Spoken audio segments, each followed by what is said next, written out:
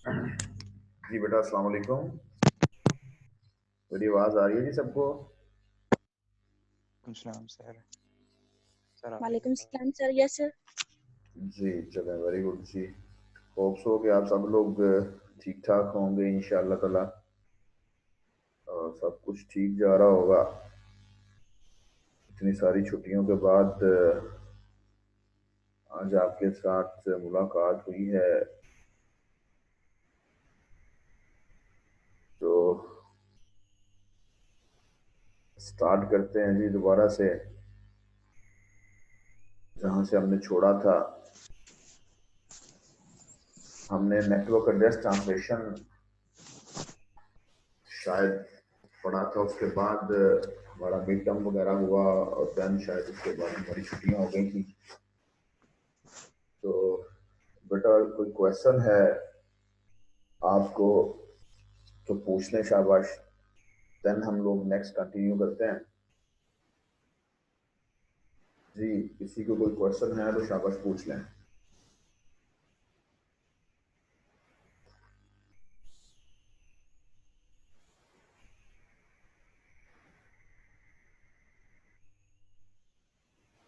जी, कोई क्वेश्चन नहीं है। चलें, वेरी गुड।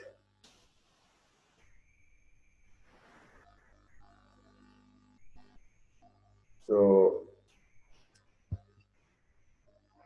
1-2 मिनट हम लोग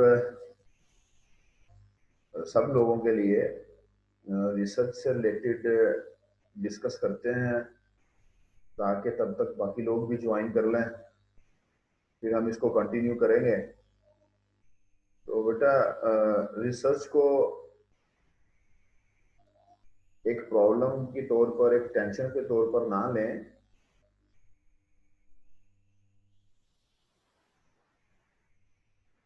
रिसर्च हमारे पास, बेसिकली रिसर्च का मतलब ये होता है कि समथिंग न्यू, कोई ऐसा कॉन्सेप्ट इंट्रोड्यूस करवाना है जो कि पहले नहीं हुआ हुआ, कोई ऐसा काम करना है जो कि पहले नहीं हुआ हुआ। तो बहुत सारे बच्चे हैं जो कि टॉपिक लिख के भेजते हैं। उन्होंने लिखा होता है जी डिस्ट्रीब्यूटेड नेटवर्क्स या डिस्ट्रीब्यूटेड डेटाबेसेस, और एक प्रपोजल बना के, सिनॉप्सिस बना के सेंड कर दिया। कुछ बच्चों ने लिखा इंटरनेट ऑफ थिंग्स। मैं कुछ बच्चों की जो जो मुझे याद आ रहा है उसका बता रहा हूँ, और मुझे सेंड कर दिया सिनॉप्सिस लिख के। कुछ बच्चों ने इसी तरह कंप्यूटर नेटवर्किंग लिख के सेंड कर दिया। कुछ बच्चों ने आर्टिफिशियल इंटेलिजेंस लिख के सेंड कर दिया। लेकिन मतलब रिसर्च रिसर्च का मतलब होता है कि आप कुछ न्यू ऐड करने जा रहे हैं, कोई नया काम करने जा रहे हैं। अब आर्टिफिशियल इंटेलिजेंस एक पूरी फील्ड है, एक पूरा एरिया है। आर्टिफिशियल इंटेलिजेंस के अंदर आप क्या करेंगे, वो जो आप करेंगे ना, वो आपकी रिसर्च का टाइटल होगा। डिस्ट्रीब्यूटेड डेटाबेसेस के अंदर अगर आप कोई ऐसा काम करने जा रहे हैं जो कि पहले नहीं हुआ हुआ, तो आप उस काम को लिखेंगे, और जो आप लिखेंगे वो आप टाइटल की फॉर्म में लिखेंगे, और टाइटल विल एक्सप्लेन कि आप क्या करने जा रहे हैं। डिटेल में तो नहीं, लेकिन टाइटल इस चीज के बारे में बताता है कि आप क्या करने जा रहे हैं। सही है जी। तो रादर दैन कि आप परेशान हो कि क्या करना है, डेफिनेटली बेटा ये जो फाइंड आउट करना है ना कि मैंने क्या काम करना है, ये एक मुश्किल टास्क है। ये बहुत मुश्किल टास्क है। उसकी रीजन ये है कि जब तक, फॉर एग्जांपल, आप आर्टिफिशियल इंटेलिजेंस में क्या करना चाह रहे हैं, जब तक आपको ये नॉलेज नहीं होगा ना कि आर्टिफिशियल इंटेलिजेंस के अंदर क्या क्या हो चुका है, तब तक आपको कैसे पता चलेगा कि आपने क्या करना है। तो जब तक आप लोग अच्छा अपना बात तो मैंने जो आर्टिफिशियल इंटेलिजेंस के अंदर, आर्टिफिशियल इंटेलिजेंस से रिलेटेड हुई हुई मोस्ट ऑफ द रिसर्चेस को पढ़ नहीं लेंगे, मीन्स कि आप ऑलरेडी पब्लिश्ड लिटरेचर को रिव्यू नहीं कर लेंगे, तो आपको कैसे आइडिया होगा कि क्या काम हुआ है और क्या काम होने वाला है? मेरी बात सुन रहे हैं बेटा, फॉलो कर रहे हैं सब लोग? जब तक आप लोग किसी फील्ड, किसी एरिया से रिलेटेड ऑलरेडी पब्लिश्ड लिटरेचर को रिव्यू नहीं कर लेंगे, तब तक आपको नहीं पता चलेगा कि आपने क्या काम करना है या इस फील्ड के अंदर क्या काम होने वाला है। सो लिटरेचर को रिव्यू करने के लिए आपको टाइम चाहिए, महीने चाहिए, महीने। वो महीने साल भी हो सकता है, वो महीने 6 माह भी हो सकते हैं, वो महीने आप लोगों के पास आप बहुत एफिशिएंटली और आप बहुत लकी हैं तो वो 2 माह में भी आप देख सकते हैं। लेकिन 1 2 3 4 पेपर्स पढ़ने से आपको ये क्लियरली आइडेंटिफाई नहीं होगा, आप कंफ्यूज होंगे कि पता नहीं ये काम हुआ हुआ पहले या नहीं हुआ हुआ। सो रिसर्च अगर आप करना चाहते हैं, हमारे पास टाइम कम है, तो हम लोग कैसे टॉपिक फाइंड आउट करें, हम लोग कैसे प्रॉब्लम आइडेंटिफाई करें जिसको मैंने सॉल्व करना है? तो उसका आसान तरीकाकार ये होता है, उसका आसान तरीकाकार ये होता है कि हम लोग एक लेटेस्ट पब्लिश्ड रिसर्च पेपर लेते हैं किसी फील्ड का जिसमें हम काम करना चाहते हैं। 1 ले लें, 2 ले लें, 3 ले लें। तो जो अच्छे, मोस्टली जो अच्छे पेपर्स पब्लिश हुए होते हैं या जो अच्छे जर्नल्स में पेपर पब्लिश हुए होते हैं, उनके लास्ट में फ्यूचर वर्क लिखा होता है। हो सकता है कि आपने पढ़ा हो। तो फ्यूचर वर्क के अंदर उन्होंने लिखा होता है कि हम फ्यूचर में ये काम करेंगे, ठीक है? तो वो जो फ्यूचर वर्क उन्होंने लिखा होता है अपने पेपर के अंदर, उसको आप लोग एज योर प्रॉब्लम यूज कर सकते हैं।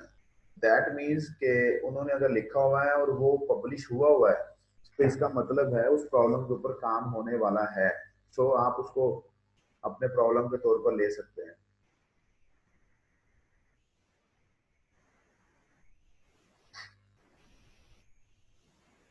दूसरा तरीका अगर ये होता है कि लेटेस्ट आप एक रिव्यू पेपर लेते हैं किसी भी फील्ड का। तो वो रिव्यू पेपर जो होता है ना, वो बड़ा कंप्रीहेंसिव होता है। जिन लोगों ने रिव्यू पेपर लिखा होता है ना, उन्होंने बहुत सारे रिसर्च पेपर्स को पढ़ा होता है उस फील्ड के बारे में, और बहुत सारे रिसर्च पेपर्स को पढ़ने के बाद उन्होंने अपना एक रिव्यू लिखा होता है सब पेपर्स के रिलेटेड। सब पेपर का एक कंप्रीहेंसिव रिव्यू किया होता है, और उस रिव्यू के अंदर डेफिनेटली उन्होंने बहुत सारे प्रॉब्लम लिखे होते हैं, और उसमें लिखा होता है कि इस प्रॉब्लम के ऊपर काम करने वाला बाकी है, इस फील्ड में ये प्रॉब्लम भी अभी इंटरटेन नहीं किया गया, ये फलाना प्रॉब्लम है, इस पे भी काम होने वाला बाकी है, ये फलाना प्रॉब्लम है, इसमें भी काम होने वाला बाकी है। तो जब हमारे पास टाइम कम होता है तो बेटा हम लोग किसी पब्लिश्ड पेपर के फ्यूचर वर्क से आइडिया ले सकते हैं कि मैंने क्या काम करना है। हम लोग किसी लेटेस्ट पब्लिक रिव्यू पेपर के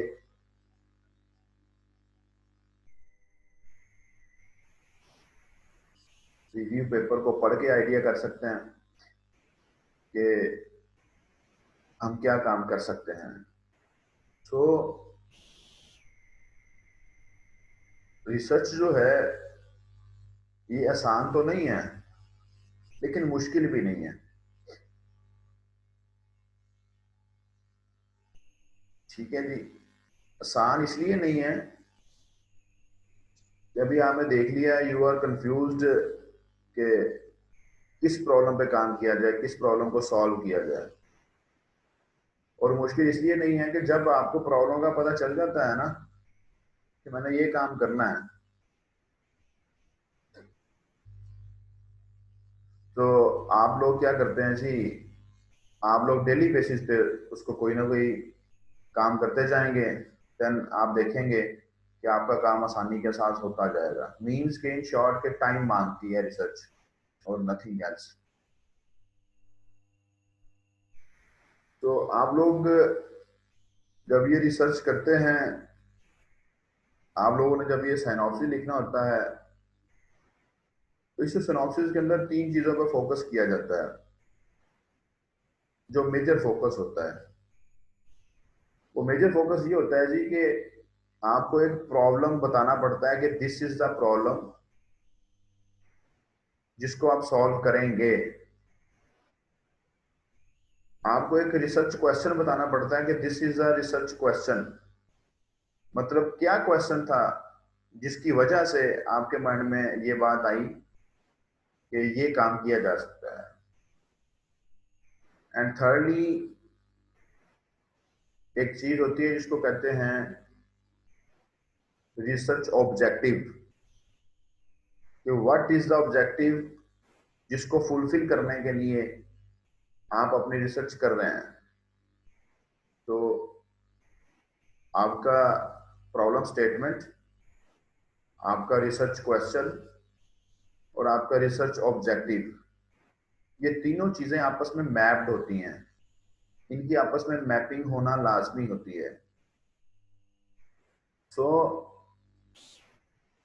आप रिसर्च पेपर पढ़ेंगे, कोई भी आप कोई रिसर्च पेपर पढ़ेंगे, आप उसके एब्स्ट्रैक्ट को पढ़ेंगे, जो कि अच्छे रिसर्च पेपर्स हैं। आप रिसर्च पेपर पढ़ेंगे, आप उसके एब्स्ट्रैक्ट को पढ़ेंगे, तो आप उसके एब्स्ट्रैक्ट को कंसंट्रेशन के साथ, जब फोकस के साथ पढ़ेंगे, तो आपको उस एब्स्ट्रैक्ट के अंदर 3 चीजें मिलेंगी। पहली चीज उसमें मिलेगी, वो 1-2 लाइनों में बैकग्राउंड के बारे में बता रहा होगा, जिसको हम कहते हैं कि वो बता रहा है कि अगर वो कोई काम करने जा रहा है तो क्यों करने जा रहा है। फील्ड के बारे में, एरिया के बारे में, कॉन्सेप्ट के बैकग्राउंड के बारे में बता रहा होगा। जस्ट लाइक मैं एक बैकग्राउंड बताता हूं आप लोगों को।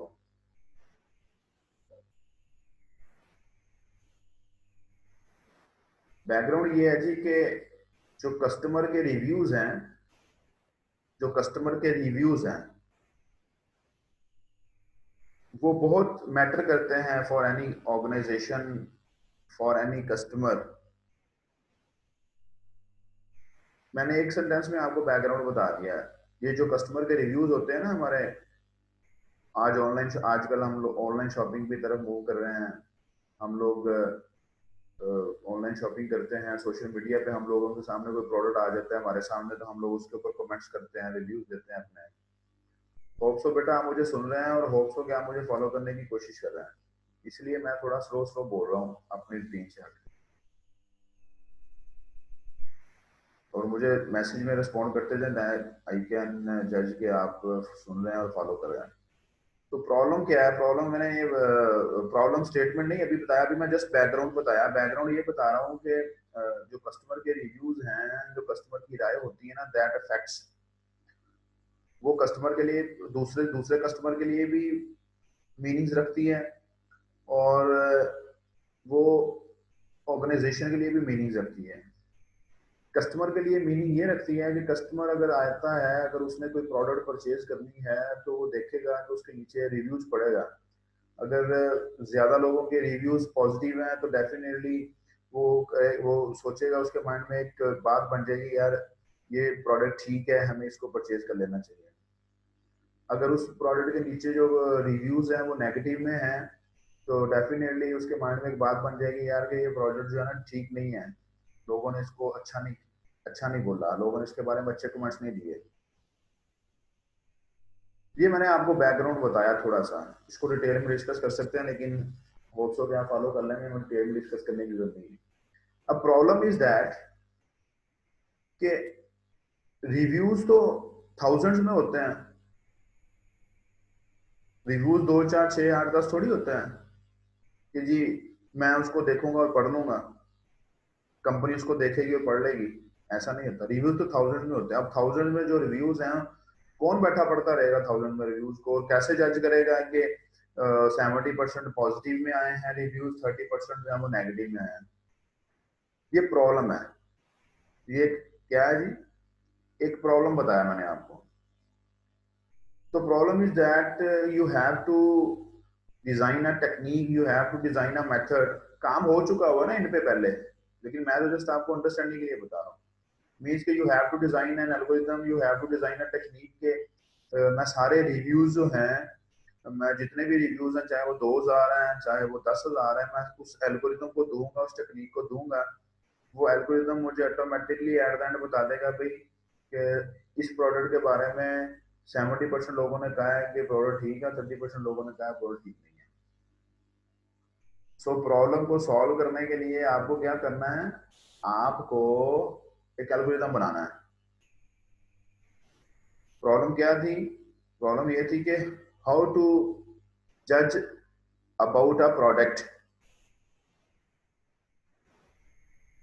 यूजिंग ऑनलाइन या customer reviews. Cause customer reviews तो बहुत सारे हैं, इसको कैसे मैनुअली तो इसको रीड करना, मैनुअली इनको जज करना, मैनुअली इनको एवेल्युएट करना बहुत मुश्किल हो जाता है। तो ये प्रॉब्लम था, इस प्रॉब्लम को सॉल्व करने के लिए क्वेश्चन थे, यही बना हमारा रिसर्च क्वेश्चन बना कि how to deal with this huge amount of data in the form of reviews. ठीक है जी। ऑब्जेक्टिव क्या है? ऑब्जेक्टिव ये है कि मेरी रिसर्च का ऑब्जेक्टिव ये है कि मेरी रिसर्च जो है, मेरी टेक्निक जो है मैं बनाऊंगा, it will help the customers and companies as well. Problem statement भी आ गई, रिसर्च क्वेश्चन भी आ गया, और रिसर्च ऑब्जेक्टिव भी आ गया। अब ये नहीं ना कि आप कोई ऐसी रिसर्च तो नहीं बनाएंगे जिसका ऑब्जेक्टिव ही कोई नहीं है। अगर आप किसी प्रॉब्लम को सॉल्व करेंगे तो उसका कोई ना कोई ऑब्जेक्टिव होगा ना। अब आप जिसको मैंने आपके साथ डिस्कस किया, इसका मतलब ये है कि your research will help the customer and your research will help the companies.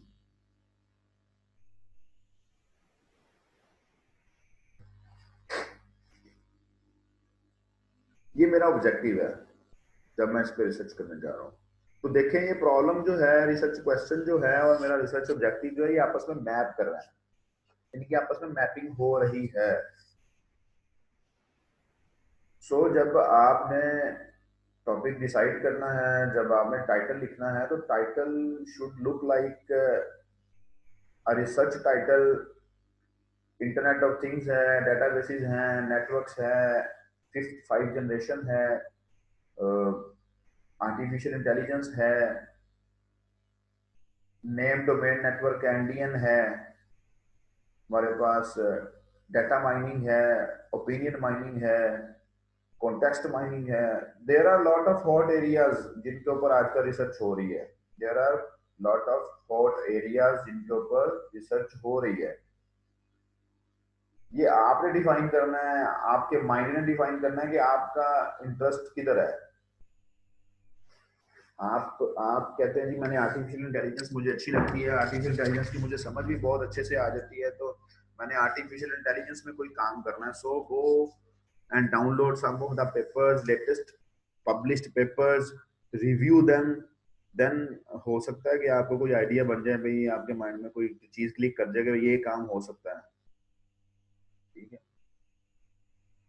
तो ये एक मैंने आपको एक छोटा सा शॉर्ट सा जो है ना वो इंट्रोडक्शन दिया है कि रिसर्च होती क्या है, रिसर्च कैसे, रिसर्च को कैसे किया जाता है, और कैसे करने से मुराद ही होती है कि टाइम देना पड़ता है, नथिंग एल्स। टाइम है तो सारा कुछ हो जाता है।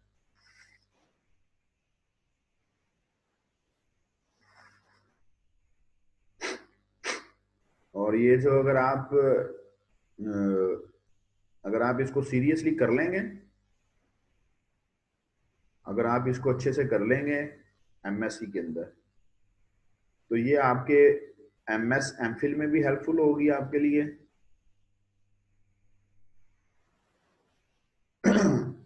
और ये आपकी जॉब के लिए भी कहीं ना कहीं जरूर हेल्पफुल होगी।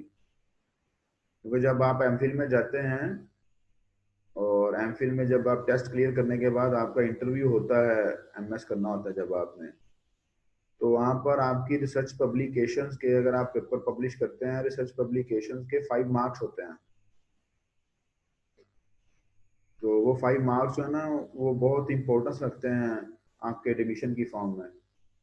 क्योंकि 0.01 की CGPA से आपका एडमिशन रह जाता है, 0.10 की CGPA से आपका एडमिशन रह जाता है। ठीक है। और जी आयशा शहजाद, सिनॉप्सिस करना है या थीसिस? बेटा सिनॉप्सिस जो होता है ना, this is the shortest form of thesis, जो कि आपको start of the research submit करवाना पड़ता है डिपार्टमेंट को। उसके अंदर आप अपनी यूनिवर्सिटी की वेबसाइट से थीसिस राइटिंग गाइड डाउनलोड करें। यूनिवर्सिटी की वेबसाइट के ऊपर ना डाउनलोड्स में जाएंगे ना, डाउनलोड्स का लिंक है यूनिवर्सिटी की वेबसाइट पे, वहां नीचे जाएंगे तो वहां आपके पास थीसिस राइटिंग गाइड है। उस पर जब आप क्लिक करेंगे, उसको डाउनलोड करें, तो सिनॉप्सिस आप कह लेंगे शॉर्टेस्ट फॉर्म होती है आपके थीसिस की। उसके अंदर जो जो थीसिस में आपने करना होता है ना, वो आपने थोड़ा थोड़ा आपने सिनॉप्सिस में लिखा होता है।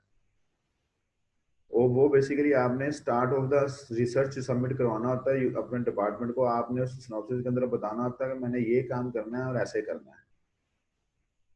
ठीक है जी, फॉलो किया। थीसिस में तो आपने लिखना होता है ना, हमने कर लिया है।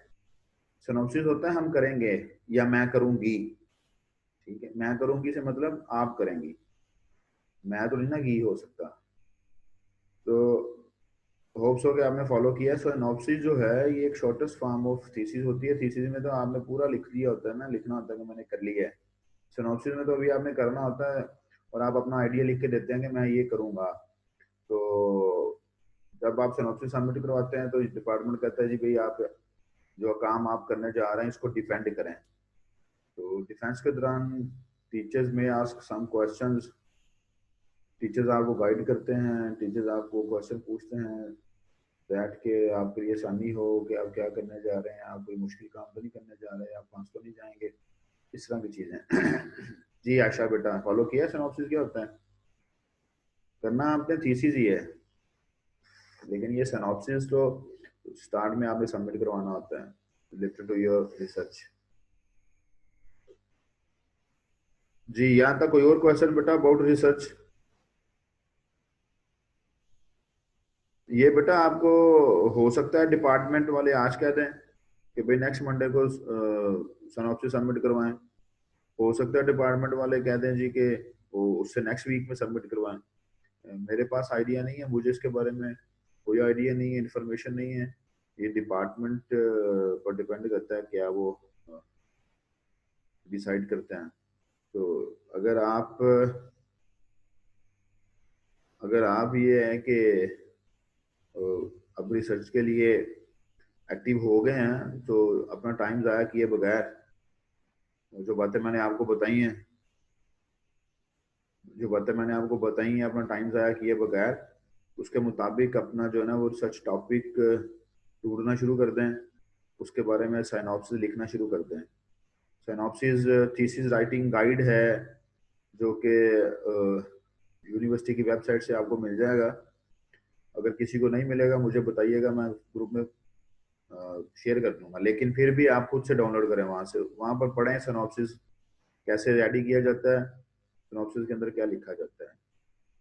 और one of the most important thing बेटा जो अभी तक के लिए है वो ये है कि बहुत सारे बच्चों के मुझे मैसेज आए, मैंने किसी को भी जो है ना वो इनकार नहीं किया दैट आई डोंट वांट के बच्चे कहें जी कि सर ने उसको ओके कर दिया, मुझे ओके नहीं किया। ठीक है, इसलिए बहुत सारे लोगों ने मुझे मैसेज किया है, बहुत सारे बच्चों के मुझे मैसेज आए थे दैट के वो मुझे सुपरवाइजर रखना चाहते हैं। एक बात बेटा याद रखिएगा, जो मैकेनिज्म डिपार्टमेंट में डिसाइड किया गया वो ये है कि इक्वल डिस्ट्रीब्यूशन होनी है among the teachers. For example अगर 100 टोटल स्टूडेंट हैं एमएससी के मॉर्निंग और इवनिंग के मिला के, और फैकल्टी मेंबर अगर आपके 10 हैं तो सबके पास 10-10 बच्चे जाने हैं। ठीक है जी। और उसके बाद अगर फॉर एग्जांपल बच्चे ज्यादा हैं तो मतलब कि इक्वल डिस्ट्रीब्यूशन होनी है अमंग द टीचर्स। तो वो क्या मैकेनिज्म हो सकता है, आई डोंट नो क्या मैकेनिज्म होगा। फर्स्ट कम फर्स्ट सर्व की बेस पे टीचर से बोला जाएगा आपने जिन बच्चों को रखना है उनको रख लें, या वो रोल नंबर वाइज रखे जाएंगे, दिए जाएंगे सबको। तो मुझे नहीं आइडिया कि क्या मैकेनिज्म होगा अभी तक। अभी तक, क्योंकि वो सिर्फ यही लिखा गया था, आपको कन्वे किया गया था कि भाई आप अपना टाइटल और सुपरवाइजर नेम दे दें। सो तो अगर इक्वल डिस्ट्रीब्यूशन होती है तो कौन मेरे पास रहेगा, कौन मेरे पास नहीं रहेगा। इसलिए अगर कोई मेरे पास नहीं भी रहता तो आपने ये नहीं कहना जी कि सर ने जो है ना जी ऐसा नहीं किया तो ऐसा नहीं किया। ठीक है जी। अगर मुझे वो पूछेंगे कि आपने किन बच्चों को रखना है, तो मेरी यही कोशिश होगी कि मैं फर्स्ट कम फर्स्ट सर्व की बेस पे, जो आप लोग मेरे पास आए थे मैसेज आपके डेट वाइज मेरे पास सेम है, मैं फर्स्ट कम फर्स्ट, वैसे भी मुझे याद है किन लोगों ने शुरू में रब्ता किया, किन्होंने लास्ट में रब्ता किया, और किन्होंने तब रब्ता किया जब उनको किसी ने भी नहीं लिया। ठीक है ना, हमें आइडिया हो जाता है कि जो है ना कौन सा बच्चा जो है वो कहाँ कहाँ से हो गया हमारे पास आ गया है। सो अगर कुछ बच्चे मेरे पास रहते हैं तो वेल एंड गुड, इंशाल्लाह कोशिश करूंगा कि अच्छे से गाइड करूं, और जो बच्चे मेरे पास नहीं रहते उन्होंने माइंड नहीं करना। ठीक है जी। बाकी टीचर्स जो हैं वो मुझसे भी अच्छे हैं, अच्छे से मुराद ये है कि वो मुझसे ज़्यादा लाइक हैं और मुझसे ज़्यादा आपको गाइड अच्छी तरीके से कर सकते हैं। और कोई क्वेश्चन है बेटा पूछें जी। हुसना बेटा, हुसना या हंसना क्या है जी? तो अ, बेटा अभी मैंने काउंट नहीं किया लेकिन काफ़ी ज़्यादा है, काफ़ी ज़्यादा है। मॉर्निंग से इवनिंग से काफ़ी ज़्यादा लोग हैं। मुझे नहीं आइडिया, काउंटिंग नहीं मैंने की। जब आप लोगों ने अगर मेरे नाम लिख के दिए होंगे, जो आपने किसको सबमिट करवाए हैं आपके CRGR ने?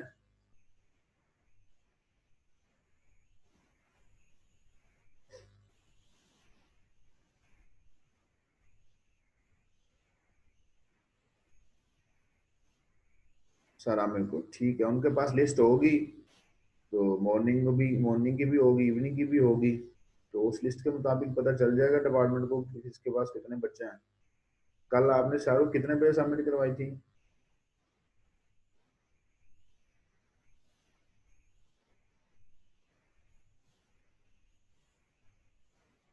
रात को, ठीक है।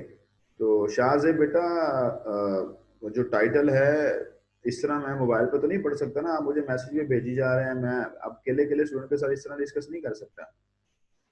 जब सुपरवाइजर एलोकेशन हो जाएगी, ठीक है, देन जो बच्चे मेरे पास आएंगे मेरे हिस्से में आएंगे कह रहे हैं, उन बच्चों को मैं इंशाल्लाह ज़रूर उनके साथ डिस्कस करेंगे। तो उनको रिसर्च करने के लिए यूनिवर्सिटी भी ओपन है, रिसर्च स्टूडेंट्स के लिए यूनिवर्सिटी बंद नहीं है, रिसर्च के लिए यूनिवर्सिटी ओपन है। आप लोगों को इंशाल्लाह यूनिवर्सिटी बुलाया करेंगे, अगर यूनिवर्सिटी ओपन नहीं होती तो, फुल फ्लैज ओपन नहीं होती, आपके साथ बैठ के डिस्कस करेंगे। इस तरह मोबाइल के ऊपर डिस्कस होता टॉपिक है, ये टॉपिक ठीक है। अभी तो जो बच्चे मुझे लिख के भेज रहे हैं वो मैं उनको ओके करता जा रहा हूँ, ताकि वो ये ना बाद में हो जी कि सर ने उसे रख लिया मुझे नहीं रखा, मुझे रख लिया तो उसे नहीं रखा, मुझे रखना है तो उसको नहीं रखना, उसको रख लिया तो मैंने सर पास नहीं रहना। इसलिए ठीक है, तो वो आपने टेंशन नहीं लेनी, वो आप जिस टीचर के पास जाएंगे वो आपको अच्छे से ही गाइड करेंगे इंशाल्लाह ताला। इसके रिलेटेड बेटा कोई और क्वेश्चन है अबाउट रिसर्च किसी भी स्टूडेंट से तो पूछ लेंगे। अभी इस क्लास का तो अब हमारे पास 10 मिनट टाइम रह गया, इसको हम लोग रिसर्च से रिलेटेड ही आपसे क्वेश्चन ले लेते हैं, बाकी नेक्स्ट क्लास में हम अपना पढ़ते हैं वायरलेस के बारे में। जी कोई क्वेश्चन है? पूछें पूछें। एक्सक्यूज मी सर, मैंने ये पूछना था कि जब हमारे बच्चों की डिवीजन हो जाएगी तब टॉपिक सिलेक्ट करेंगे या उससे पहले करना है सर? बेटा आपको जो मैसेज कन्वे किया गया था वो तो यही था कि आप टाइटल और नेम, सुपरवाइजर नेम जो है वो सबमिट करवाएंगे, लेकिन डेफिनेटली बच्चों को प्रॉब्लम है टॉपिक या टाइटल सिलेक्शन के अंदर। बच्चों को तो अभी आइडिया नहीं है, बहुत सारे बच्चे तो मेरे जैसे नालायक हैं, उनको बिल्कुल आइडिया नहीं है कि रिसर्च कैसे होती है और रिसर्च टाइटल कैसे डिसाइड किया जाता है। तो फिर आमिर साहब से मेरी बात हुई थी लास्ट टाइम, कल या परसों शायद, तो उन्होंने मुझे यही कहा था कि बच्चों से बोल रहे हैं कि अपने सुपरवाइजर नेम भेज दें, टॉपिक जो है ना वो बाद में भी डिसाइड किया जा सकता है। मीन्स के वो बाद में तो आपसे कह दे, यूनिट डिपार्टमेंट कह दे थी कि भाई आप अपना सिनॉप्सिस सबमिट करवाएं, तो सिनॉप्सिस जब सबमिट करवाएंगे तो जैसा भी टॉपिक होगा वो सिनॉप्सिस में आप लिख के भेज देंगे, तो जब आप डिफेंड करने जाएंगे वहां पर टीचर ऑटोमेटिकली आपको गाइड कर देंगे, बेटा कि ये जो है रिसर्च टॉपिक नहीं है, आप ये करना चाह रहे हैं, आप इस तरह कर लें, ठीक है ना। तो वहां भी वो आपको गाइड कर देंगे ड्यूरिंग सिनॉप्सिस डिफेंस। और वो जो है अगर आपकी सुपरवाइजर एलोकेशन हो जाती है तो सुपरवाइजर भी आपको डेफिनेटली गाइड करेंगे। जैसे मैंने बहुत सारी बातें आपको यहाँ बताई हैं, जो बच्चे मेरे हिस्से में आएंगे इंशाल्लाह ताला उनको बताऊंगा, जो मेरे हिस्से में नहीं आएंगे अगर वो भी मेरे पास कभी पूछने कुछ आ जाएंगे तो मैं जरूर उनको भी बताऊंगा, ऐसा नहीं है कि उनको मैं नहीं बताऊंगा। जो बच्चे मेरे हिस्से में उनको तो मैंने बताना ही, मेरी ड्यूटी बन जाएगी ना। जो बच्चे मेरे हिस्से में नहीं आएंगे अगर वो कहीं किसी प्रॉब्लम में मेरे पास आते हैं तो उनको जरूर गाइड करूंगा। जी टॉपिक तो चेंज होना है जुबैर अली, अभी तो बहुत कुछ होना है, अभी तो टॉपिक सीधे होने हैं जी, और अभी देखें क्या बनता है। सुलेमान खान ये अब डिपार्टमेंट देखें कब करता है, कोई मीटिंग डेफिनेटली होगी तभी बेटा डिसाइड होगा ना इसमें, ठीक है। तो जी कोई और क्वेश्चन है किसी को?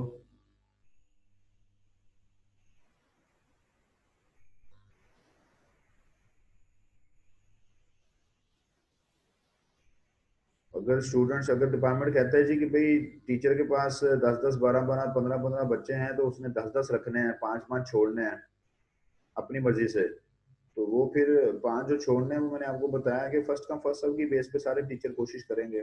सबका तो मुझे नहीं आइडिया, लेकिन मैं जो 10 पहले मेरे पास बच्चे जिनको मैंने ओके बोला होगा उनको मैं रखूंगा, बाकी को मैं नहीं रखूंगा। तो इसलिए आपने टेंशन नहीं लेनी, ठीक है जी। जी तैयब क्या हाल है बेटा, ठीक हो? कोई क्वेश्चन है तो पूछ लो।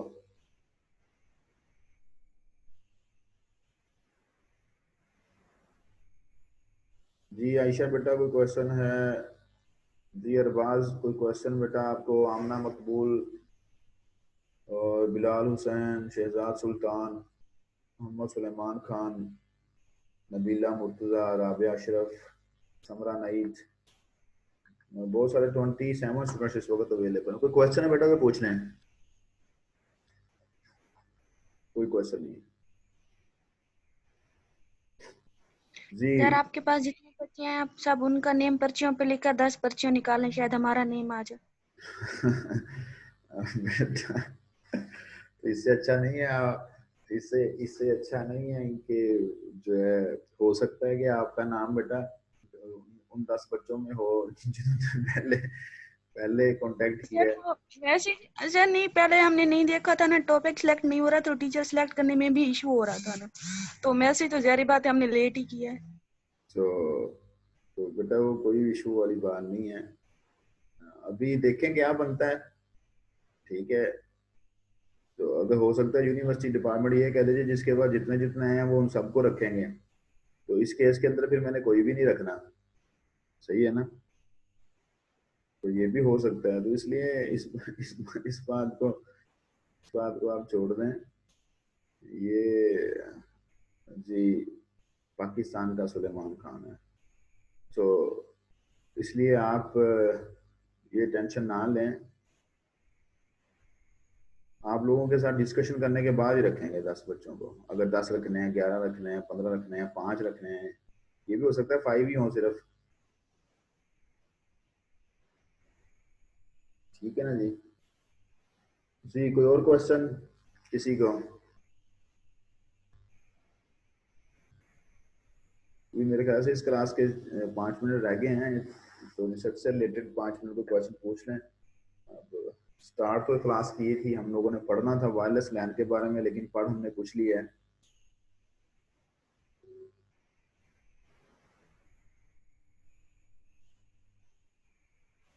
तो कुछ बच्चे तो ऐसे भी हैं जिन्होंने फर्स्ट डे, फॉर एग्जांपल एक स्टूडेंट है मॉर्निंग का, उसने फर्स्ट डे जो है ना वो मेरे साथ रब्ता किया था, मेल स्टूडेंट है, और उसके बाद मुझे उसका कोई पता नहीं है, ठीक है। तो ऐसे बच्चों को भी जो है ना वो उनको भी छोड़ देना। उसकी रीज़न ये है कि पहले दिन राब्ता किया, उसके बाद कोई पता नहीं है कि कोई काम करना है नहीं करना, कोई चीज है नहीं है, ना कुछ पूछा ना बताया। तो जो बच्चे सीरियस नहीं होते हैं ना काम में, उनको भी छोड़ना पड़ता है, उनको भी छोड़ेंगे।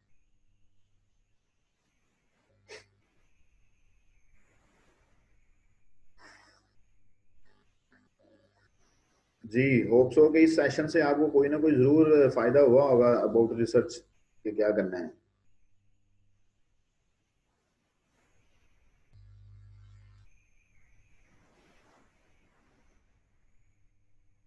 तो यस सर।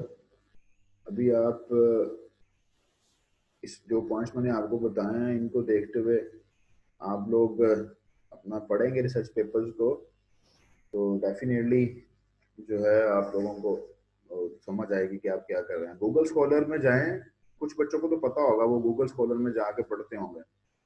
कुछ बच्चे जो है उनको नहीं आइडिया होता, तो गूगल में लिखें गूगल स्कॉलर, और गूगल स्कॉलर में ओपन करें तो आपको बहुत सारे लिंक्स मिलेंगे। गूगल स्कॉलर की एडवांस सर्च में चले जाएं। एडवांस सर्च में जाएंगे तो वहां जाके you can mention the keywords. आप ईयर वाइज देख सकते हैं। तो इसी तरह आप लोगों को पता चलता है। और फिर बाद में जो बच्चे फाइनल हो जाएंगे, जिन्होंने काम करना है मेरे साथ, उनको रिसर्च की जो मुख्तलिफ डिफरेंट तरीकाकार हैं वो बताएंगे इंशाल्लाह ताला। उनको समझाएंगे कि क्या काम करना है, कैसे करना है। तो डोंट वरी बेटा, आप कोशिश करें। टाइम देना पड़ेगा जी, वैसे मुश्किल नहीं होती रिसर्च।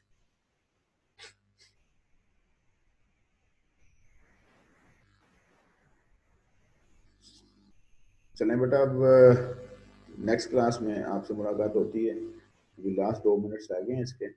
नेक्स्ट क्लास में हम लोग वायरलेस लैन के बारे में पढ़ेंगे जी। वायरलेस लैन के बारे में पढ़ेंगे, इसकी एप्लीकेशंस के बारे में पढ़ेंगे, इसका आर्किटेक्चर देखेंगे। IEEE 802.11 का जो आपका प्रोटोकॉल है,